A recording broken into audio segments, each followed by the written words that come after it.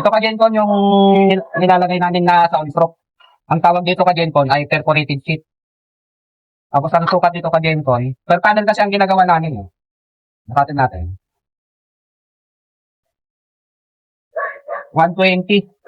Oo. Yan, 120 centimeter.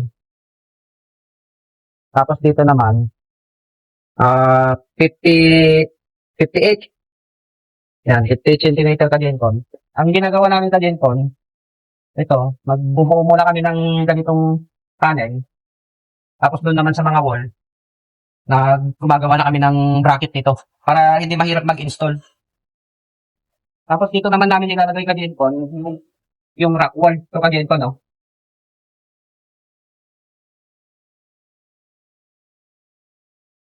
Kita ko sa inyo. Ito Kagencon yung soundproof na nilalagay namin. Yan, no? Ang tawag nila dito Kagencon ay rock wall. Ang kagandahan nito Kagencon, hindi ito natutunog. Kahit apoyan mo dyan, hindi yan matutunog. Hindi yan aapoy. Ang sukat naman nito Kagencon, 120 din. Yan o, 120. By 60. By 59. Yan. Ito Kagencon, pagbili namin, ganito na talaga yung sukat. Hindi na namin ito pinutol. Palinod na namin siya na ganito na. Kaya yung panel namin, dinasin naman na lang namin kung ano yung laki ng rock wall. Tapos siyempre, hindi naman pwede ito Kagencon na ilalagay dito diretso kasi delikado naman ito sa maintenance. So, ang ginagawa namin, binabalot muna namin ito. Tawag nila dito Kagencon ay tissue.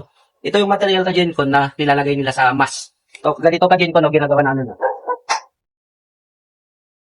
Ito,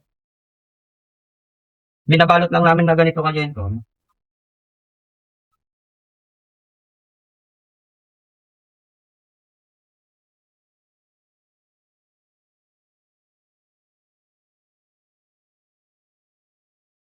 Ganito yung ginagawa namin ng frame. So, ito na siya ngayon Kagencon. Lalagay ko na dito yung rock wall.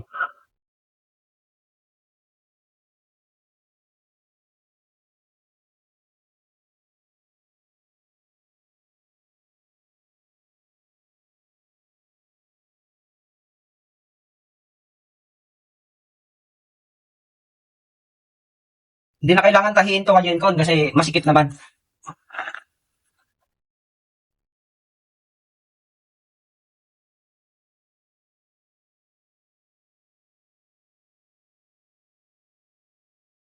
Yan, titignan nyo, sikip.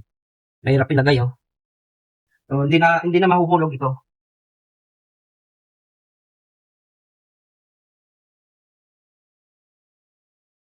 Yun. Hindi na.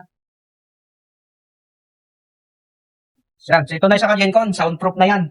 Ito na Kagencon, yung nilalagay namin dito sa ginawa namin bracket dito sa wall.